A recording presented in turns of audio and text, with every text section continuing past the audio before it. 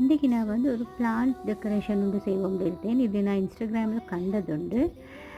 இதுக்கு கொஞ்சம் நல்ல சாயில், நல்ல மண்ணால் கொஞ்சம் எடுத்து ஏதாவது ஒரு மண் பட்டோன்ல எடுத்துக்கோங்க.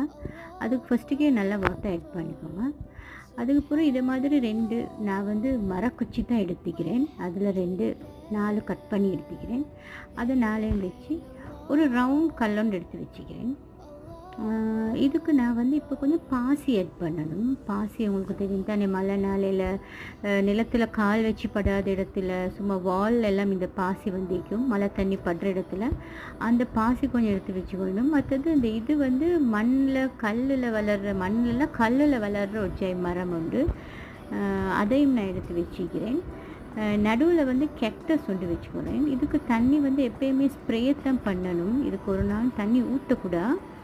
சும்மா தண்ணியை ஸ்ப்ரே பண்ணி வீட்டில் நல்ல நிழல் தார கூலான இடம் வந்து இதை